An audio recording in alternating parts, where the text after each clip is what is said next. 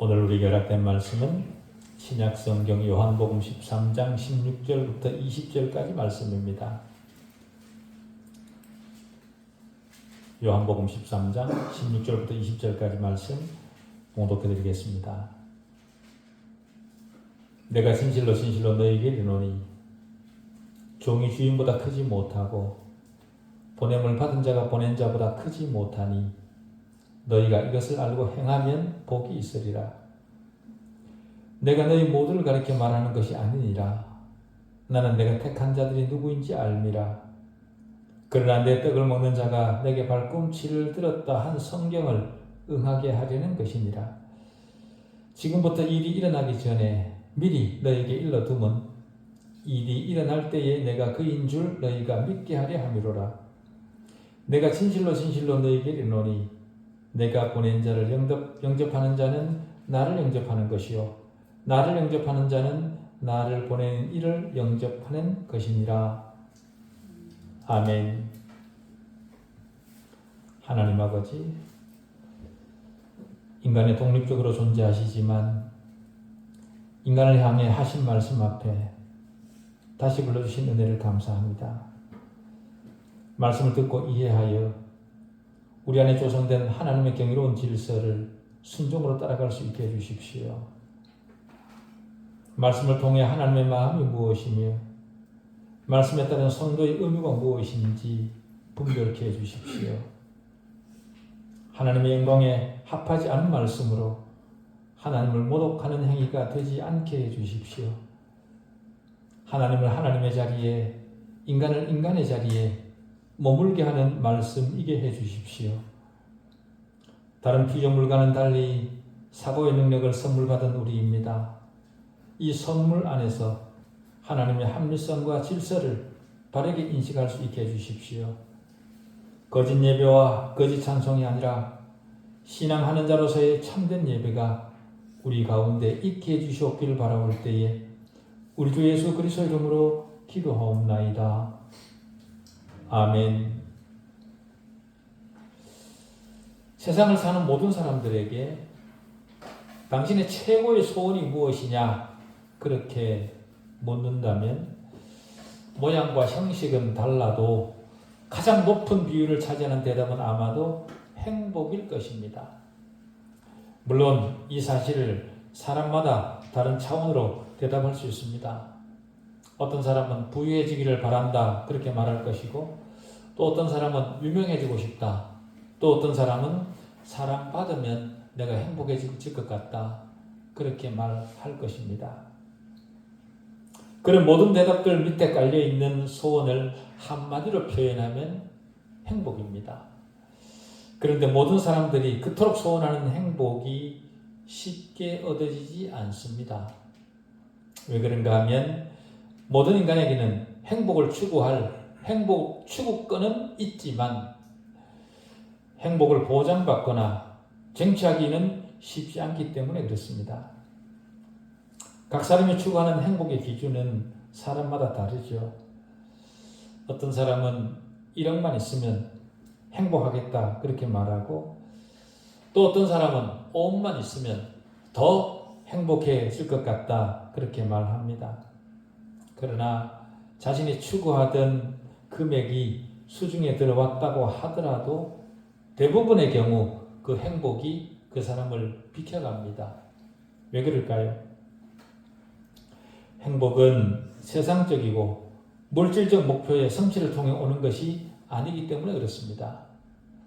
세상적 명예나 물질이나 권력으로는 행복을 살 수 없습니다.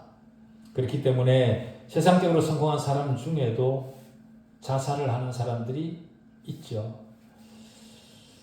우리가 원하는 참 행복이 세상적인 것을 통해서 얻을 수 없는 것이라면 세상적인 것이 아니라 다른 곳에서 우리의 참된 행복을 찾아야 되지 않겠습니까?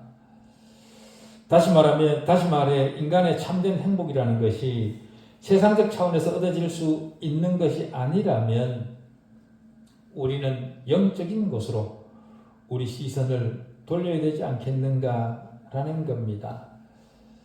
오늘 본문이 어떻게 하면 참된 행복을 얻을 수 있을지 우리에게 실마리를 제공합니다. 본문에 보면 너희가 알고 행하면 복이 있으리라 그렇게 말합니다. 참된 행복을 위해서는 어떤 것을 알아야 된다. 거기다가 알기만 할 것이 아니라 아는 것을 행해야 된다. 그렇게 말합니다. 무엇을 알고 행해야 된다는 것일까요? 세상적인 것이 아니라 영적인 것을 알고 그것을 행해야 된다라는 거죠. 영적인 일은 하나님께 속한 일입니다. 하나님에게 속한 것을 알 때 사람에게는 진짜 행복이, 참 행복이 온다라는 겁니다. 하나님께 속한 것 중 사람이 알아야 될 첫 번째 요소는요, 예수 그리스도가 주님이라는 사실입니다. 종이 주인보다 크지 못하고 보냄을 받은 자가 보낸 자보다 크지 못하니 라는 이 말 속에 예수 그리스도가 주님이시라는 의미를 내포하고 있습니다. 우리는 주인이 아니라 종입니다. 우리는 보낸 자가 아니라 보냄을 받은 자들입니다. 한마디로 누가 네게 주인이냐 라는 거죠. 나의 참된 주인이 누구인가를 알 때 사람은 진정한 행복을 얻게 된다는 겁니다. 현대는 자신 외에 그 누구도 자신에게 주인이 될 수 없다고 하는 그런 시대입니다. 자존감이 떨어진 사람이나 자신의 주인을 외부에서 찾는다 그렇게 말합니다. 그러다 보니 현대는 자신에게 최고는 자기 자신입니다. 그러나 주님은 분명하게 말씀하십니다. 너희는 너희 자신의 주인이 아니라 너희 주인이 따로 있다 그렇게 말씀하십니다. 우리 주인은, 사람의 주인은 예수 그리스도입니다. 그러면서 현대는 내가 주인이고 주님이 종인 것처럼 그렇게 행동합니다. 만약 그렇게 생각되지 않는다면 여러분의 기도를 한번 생각해 보십시오. 우리 기도의 대부분이 주님께서 나를 위해 무엇인가를 해달라는 겁니다. 언제나 내가 중심이지요. 반면에 내가 주님을 위해 무엇인가를 해드릴 수 있도록 그렇게 해달라는 기도는 거의 하지 않습니다. 입으로는 예수가 주인이라 그렇게 말할지 모르겠지만 실제적 영역에 있어서는 내 자신이 결정을 내리고 내 자신이 내 삶의 방식을 결정하고 내 자신의 행동 노선을 내가 결정합니다. 우리가 그렇게 살아간다는 것은 사실상 우리 자신의 영적 중심에 내 자신을 두고 있는 겁니다. 내가 속한 세계 속에서 내가 주인이라는 거죠. 문제는요, 내가 중심에 있는 것이 하나님 앞에 적절치 않다는 겁니다. 그게 문제입니다. 천문학을 통해서 그 예를 들어보겠습니다. 코페르니쿠스가 나오기 전 천문학은 천동설이 주된 주장이었죠. 천동설을 통해 우주의 모든 움직임을 판단했습니다. 천동설을 통해 해가 뜨고 지는 것을 예측했고 달이 차오르는 것을 예측했습니다. 그 이론으로 항성의 진로를 알아맞혔죠. 지구를 중심으로 우주가 돌고 있다는 겁니다. 그런데 문제가 생깁니다. 어떤 문제냐 하면 불규칙한 혹성의 운동을 측정하는 데 있어서는 천동설이 늘 틀리는 겁니다. 어긋나는 겁니다. 그럼에도 그 이론이 잘못되었다고 주장하면 심지어 그 주장이 잘못되었다고 주장하는 그 사람을 죽이기까지 했던 그런 시대가 있었습니다. 태양계의 실제적 중심은 태양임에도 불구하고 태양이 아니라 지구가 중심이다. 지구가 아니라 태양이 이 우주의 중심임에도 불구하고 천동설을 주장했던 사람들은 지구가 중심이라고 하는 그 인간의 주장을 굽히지 않았습니다. 팩트를 확인하지 않고 내 생각, 내 주장만 따라갔던 그런 시대였죠. 사람도 마찬가지입니다. 사람의 중심은 자기 자신이 아닙니다. 자기 자신이 아니라 외부에 계시는 하나님입니다. 그럼에도 불구하고 모든 인간들의 생각은 내가 중심입니다. 내 마음을 따라, 내 결정을 따라, 내 기분을 따라 하나님께서 움직여줘야 되는 겁니다. 그렇지만 우리 인간에게 중심은 하나님이십니다. 그 하나님을 정확히 이해할 때 사람은 자신의 위치를 정확히 인식하고 참 행복을 가질 수 있습니다. 두 번째는요, 예수님은 영광의 주님이십니다. 그럼에도 불구하고 종의 역할을 감당하셨지요. 하늘 영광을 잠시 내려놓고 사람과 같이 되어 사람들을 위해 대신 죽기 위해 하나님의 자리를 스스로 내려놓으셨습니다. 바로 앞에서 주님은 제자들의 발을 씻기셨죠. 발을 씻기셨다는 것은 가장 낮은 자리를 스스로 자처하셨다는 겁니다. 마태복음 20장 28절에 주님은 인자가 온 것은 섬김을 받으려 함이 아니라 도리어 섬기려 하고 자기 목숨을 많은 사람의 대속물로 주려 함이니라 그렇게 말씀하셨습니다. 주님은 주인이면서도 종의 역할을 감당하신 겁니다. 우리는 주님의 피조물입니다. 주님으로부터 지음을 받은 존재들입니다. 그러나 실제 행동을 통해서는 내 판단이 더 낫다, 내가 주인이다 라고 생각을 합니다.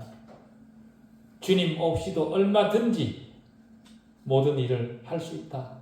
내 구원을 내 스스로 성취할 수 있다. 그렇게 주장을 합니다. 그러나 우리는 분명히 인식해야 됩니다. 종이 주인보다 크지 못하고 보냄을 받은 자가 보낸 자보다 크지 못하다라는 사실을 알아야 됩니다. 주님이 없이는 우리는 어떤 영적 일도 할 수 없습니다. 예수님이 주인이시고 우리는 종입니다. 우리가 종입니다. 우리가 주인이 아닙니다. 다시 말해 우리 모두는 섬기는 자들이어야 된다라는 거죠. 그러나 우리는 내가 속한 세계 속에서 내가 중심에 서지 못하면 불행하다 그렇게 생각을 합니다. 어느 자리를 가든 나는 당연히 대접받아야 하고 다른 사람들이 나를 위해 봉사해야 된다 그렇게 생각을 합니다. 그러나 우리가 진정으로 행복하려면 다른 사람을 나보다 더 크게 생각할 줄 알아야 됩니다. 마태복음 20장에 가면 야고보와 요한의 어머니가 주님에게 주님의 나라에서 자기 아들들을 하나는 우편에 하나는 좌편에 앉게 해달라 그렇게 부탁을 합니다. 다시 말해 제자들 중에 가장 탁월한 지위를 자기 아들들에게 달라는 거죠. 그러자 주님께서 제자들을 불러놓고 이렇게 말씀하십니다. 너희 중에 누구든지 크고자 하는 자는 너희를 섬기는 자가 되고 너희 중에 누구든지 으뜸이 되고자 하는 자는 너희의 종이 되어야 하리라. 그렇게 말씀하십니다. 이 말씀은 오늘 우리에게도 당연히 해당되는 말씀입니다. 주님께서 분명하게 명령하셨음에도 제자들 사이의 갈등은 사라지지 않았습니다. 그들의 갈등은 다락방에까지 계속되었죠. 누가복음 22장 24절에 의하면 여전히 이렇게 그들 사이 이렇게 얘기를 합니다. 그들 사이에 그중 누가 크냐 하는 다툼이 난지라 그렇게 얘기를 합니다. 주님께서 그렇게 말씀하고 계심에도 불구하고 주님 말씀을 듣지 않는 거죠. 제자들의 이런 모습을 보시면서 아마 주님께서 겉옷을 벗으시고 제자들의 발을 씻기셨을 겁니다. 아, 얘네들은 말로 해서는 안 되는구나. 행동으로 보여줘야만 되는구나. 그렇게 생각하셨을 겁니다. 지금 우리 역시 제자들의 모습과 다르다. 그렇게 말할 수 없을 것 같습니다. 보이지 않지만 아주 은밀하게 내가 높아지려는 시도를 포기하지 않습니다. 그러나 주님에 의하면 종의 자리에 스스로 서는 것이 가장 행복한 길이다. 그 길이 바로 가장 으뜸이 되는 길이다. 그렇게 말씀하십니다. 우리는 보냄을 받은 종들입니다. 다시 말해 우리는 하나님에 관한 한 우리가 종의 자리에 가는 것을 당연하게 생각해야 된다라는 거죠. 우리는 주님을 위해 보냄을 받은 자들입니다. 보냄 받은 이라는 헬라어 단어가 아포스톨로스라는 단어인데요. 이 단어에서 아포슬, 사도라는 단어가 나왔습니다. 사도라는 말은 특별한 사명을 받은 대변인이라는 말입니다. 주님은 20장 21절에서 아버지께서 나를 보내신 것 같이 나도 너희를 보내노라 라고 하셨습니다. 우리는 주님으로부터 세상에 보냄을 받은 자들입니다. 그렇기 때문에 우리는 보냄을 받은 자로서의 자리를 지켜야 됩니다. 우리는 하나님의 종들입니다. 만일 하나님께서 보내셨다면 보냄 받은 본래의 자리를 지킬 때 우리는 가장 행복할 수 있습니다. 그렇지 않고 다른 것에 목적을 두고 산다면 행복하지 못할 겁니다. 세상의 것을 추구하고 그것으로부터 일정 부분 목표하던 것을 얻었다고 하더라도 온전히 행복하지 못한 이유가 보냄을 받은 본래의 자리를 지키지 않았기 때문에 행복하지 못한 겁니다. 이제 우리는 하나님으로부터 내가 보냄을 받은 자라는 사실을 알았습니다. 그런데 아는 것으로 만족하면 안 된다. 그렇게 얘기를 합니다. 알았으면 실천으로, 행동으로 옮겨야 된다라는 거죠. 우리는 다른 사람을 가르치기 위해 진리를 안 것이 아닙니다. 하나님께서 우리에게 진리를 주신 이유가 다른 사람을 가르치라고 주신 것이 아닙니다. 네가 그것을 알고 그렇게 살아내라는 거죠. 우리가 진리를 안 이유와 목적은 우리가 진리를 따라 실천하기 위함이었습니다. 상대방에게 지적질하기 위해 어떤 것을 알게 하시고 분별케 하신 것이 아닙니다. 우리가 하나님께 속한 것을 알고 그것을 실천하는 것에서 우리는 주님의 성품을 닮아가게 되죠. 다시 말해 성화를 이루어가게 되는 겁니다. 그리스도인의 행복은 주님을 닮을 때 가장 크게 옵니다. 본문은 행복이라는 말을 복이 있으리라 그렇게 번역을 했습니다. 산상수훈에 심령이 가난한 자는 복이 있나니라는 말에서도 복이 있다는 말이 곧 행복하다라는 말입니다. 세상은 부자여야 행복하다 그렇게 생각을 하고 이겨야 행복하다 그렇게 생각을 하고 지배해야 더 행복하다 그렇게 생각을 하고 시중을 받아야 내가 더 행복하다 그렇게 생각을 합니다. 이게 세상입니다. 그러나 주님의 방식은 반대입니다. 우리는 주님의 종으로 보냄을 받은 자들입니다. 그렇기 때문에 주님을 닮을 때 가장 행복합니다. 하나님이시지만 제자들 앞에 무릎을 꿇으셨던 것처럼 가장 낮은 자리를 찾아갈 때 우리에게는 가장 큰 행복이 따르도록 되어진 자들이다. 그게 바로 그리스도 안에 있는 자들이다.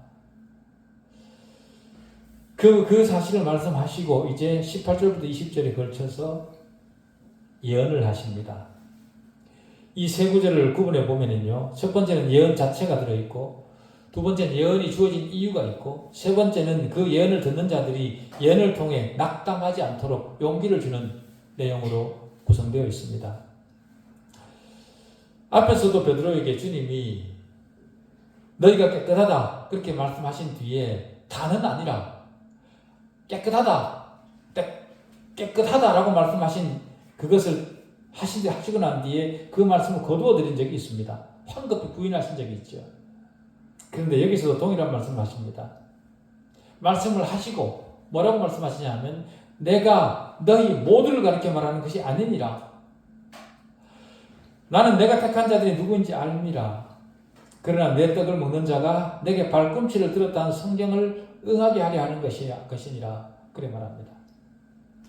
주님께서 예언하시면서 인용하신 성구는 시편 41편 9절입니다. 내가 신뢰하여 내 떡을 나눠 먹던 나의 가까운 친구도 나를 대적하여 나의 발꿈치를 들었나이다. 그렇게 시편 41편에서 얘기를 합니다.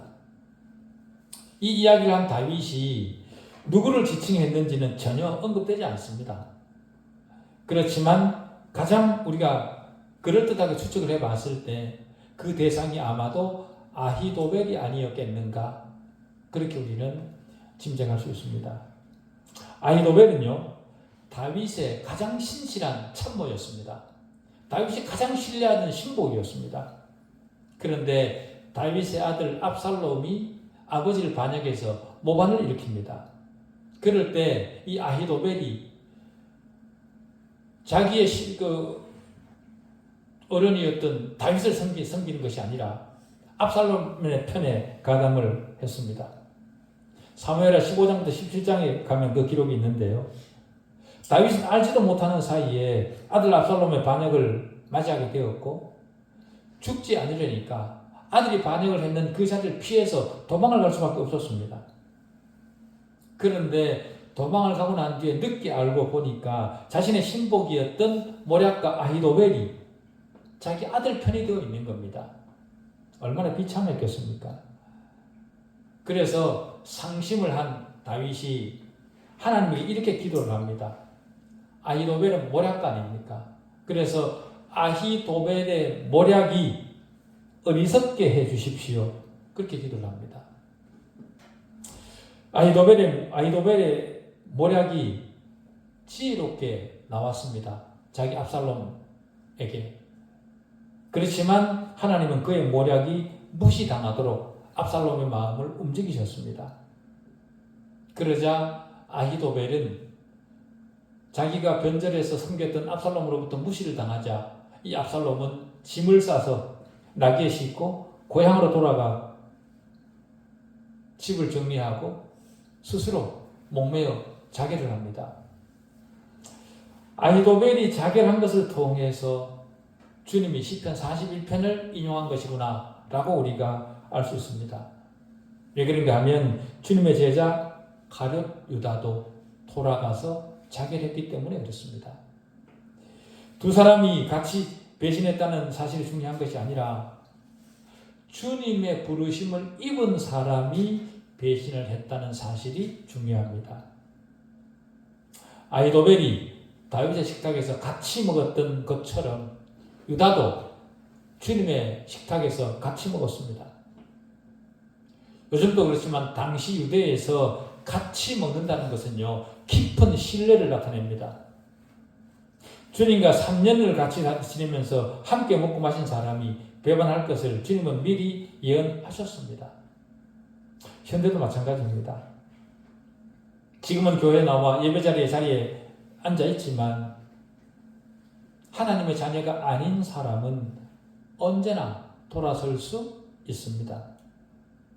그렇기 때문에 우리는 우리 자신을 점검해 봐야 됩니다. 구원에 대한 확신이 없는 상태로 신앙을 흉내내는 것은 매우 불안합니다. 주님께서 자신의 예언에 대해 그 이유를 19절에서 이렇게 말씀하십니다. 지금부터 일이 일어나기 전에 미리 너희에게 일러두면 일이 일어날 때 내가 그인 줄 너희가 믿게 하려 함이로라. 예언이 이루어질 때 주님 자신이 바로 하나님의 독생자 여호와라는 사실을 믿도록 하시기 위해 예언을 하신 거라는 겁니다. 우리는 통상적으로 무엇인가에 대해 경고하거나 앞으로 다가올 일을 대비하도록 하기 위해 예언이 주어진다 그렇게 생각을 합니다. 그러나 성경은요, 예언에 대해 예언이 이루어질 때 예언을 주신 하나님이 참 하나님이시라는 사실을 우리로 알도록 하기 위해 예언을 주셨다는 겁니다. 왜 그런가 하면 하나님만 미래를 알 수 있고 그 미래에 이루어질 일을 보장하실 수 있기 때문에 그렇습니다. 우상은 미래를 알지 못합니다. 우상이 정말 신적 존재라면 미래를 알 수 있어야 되죠. 맞춰야죠. 이사야 41장 21절부터 24절은 이렇게 얘기를 합니다. 나 여호와가 말하노니 너희 우상들은 소송하라. 야곱의 왕이 말하노니 너희는 확실한 증거를 보이라. 장차 당할 일을 우리에게 진술하라. 또 어떤 일이 어떠한 것을 알게 하라. 이전 일이 어떠한 것을 알게 하라. 우리가 마음에 두고 그 결말을 보리라. 혹 앞으로 올 일을 듣게 하며 뒤에 올 일을 알게 하라. 그리하면 너희가 신들인 줄 우리가 알리라. 또 복을 내리든지 재난을 내리든지 하라. 우리가 함께 보고 놀라리라. 보라, 너희는 아무것도 아니며 너희 일은 허망하며 너희를 택하는 자는 가증하니라. 그렇게 얘기합니다. 너희가 할 수 있는 건 아무것도 없다는 거죠. 미래를 한번 맞춰봐라. 지나갔던 일들이 왜 그 일이었는지 얘기를 한번 해봐라. 너희들이 정말로 능력이 있다면 복을 주든지 저주를 내리든지 한번 해봐라. 그러나 우상은 아무것도 하지 못한다는 겁니다. 하나님만 미래를 정확히 말씀하실 수 있고 하신 말씀대로 미래가 이루어집니다. 예수님은 참 하나님 여호와이십니다. 여호와는 참 하나님이시죠. 이 참 하나님께서 지으신 성경입니다. 다시 말해 성경의 저자는 여호와입니다. 하나님이십니다. 그렇기 때문에 성경 역시 하나님을 믿는 것처럼 동일하게 믿을 수 있습니다. 그렇기 때문에 성경은 영원합니다. 주님께서 말씀하시기를 천지는 없어질지언정 내 말은 없어지지 아니하리라 그렇게 말씀하셨습니다. 또 마태복음 5장 18절에서는 천지가 없어지기 전에는 율법의 1.1획도 결코 없어지지 아니하고 다 이루리라 이렇게 하셨습니다. 예언의 성취는 우리로 하여금 예언을 믿게 하고 예언을 믿음으로 우리 삶이 달라지게 합니다. 성경은 진리이기 때문에만 중요한 것이 아닙니다. 성경이 중요한 이유는 성경은 하나님으로부터 왔고 하나님의 본성을 드러내는 이 말씀은 영원하고 폐해지지 않을 것이기 때문에 성경은 소중한 겁니다. 인간이 하나님 위에 있기를 원하는 시대여서 성경이 갈수록 홀대를 받겠지만 성경은 영원합니다. 성경은 변하지 않습니다. 그러나 인간과 맞닿아 있는 모든 것은 다 지나갑니다. 학교에서 배우는 모든 이론은 시대를 따라 바뀝니다.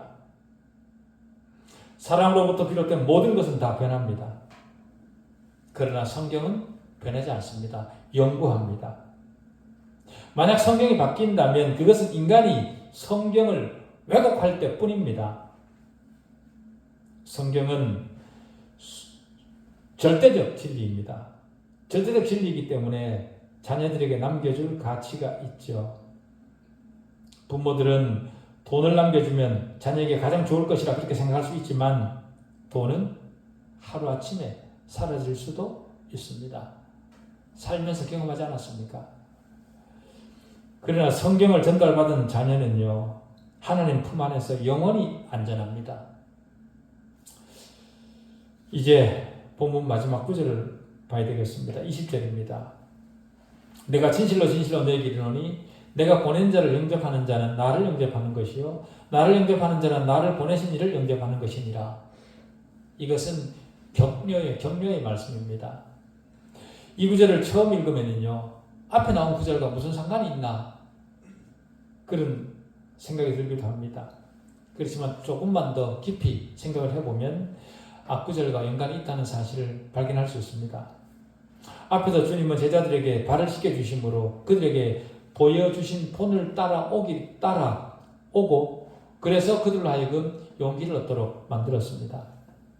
그러는 중에도 유다가 배반할 것을 말씀하셨죠. 그 말을 들은 제자들은 어땠을까요? 유다가 배반할 것이라는 말을 듣고 제자들이 용기를 잃고 실망을 했을까요? 만일 그들이 용기를 잃었다면 그들은 방황했을 겁니다. 주님을 섬기는 일에 망설였을 것이고 자기들도 언젠가는 배신할 수 있는 연약한 존재라는 사실 때문에 스스로에게 실망하고 주님을 떠났을 겁니다. 그러나 그들은 용기를 잃지 않았습니다. 한 사람이 주님을 배반할 것입니다. 그럼에도 불구하고 주님은 다른 제자들을 챙기셨습니다. 경건치 않은 세상에 주님 자신의 특사로 보내시기 위해 제자들을 택하셨습니다. 그들은 비록 연약하지만 주님께서 그들을 특사로 부르셨습니다. 그래서 그들을 영접하는 자는 누구든지 주님을 영접하는 것으로 여겨지도록 그렇게 하셨습니다. 용기를 주신 거죠.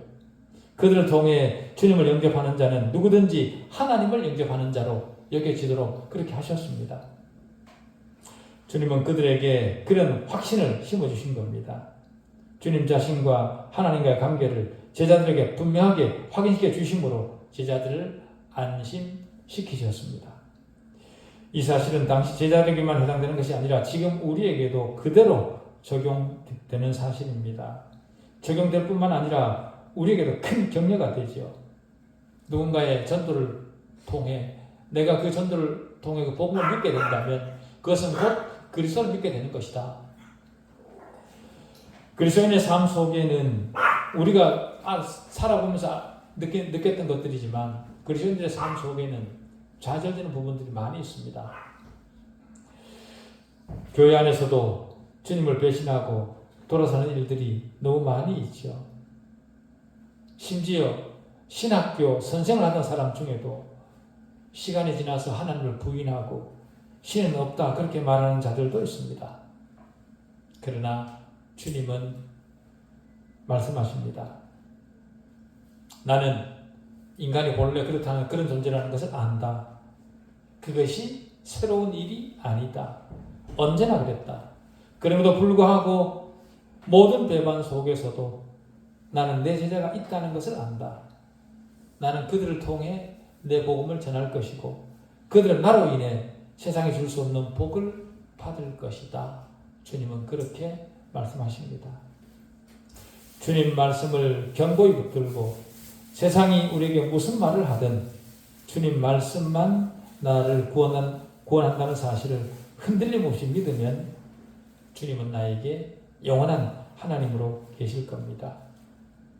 나의 하나님만 나를 하나님에게로 인도하실 수 있습니다. 이 사실을 붙들고 갈 줄 아는 우리 남은 신앙의 길을 바랍니다. 기도하시겠습니다. 하나님 아버지,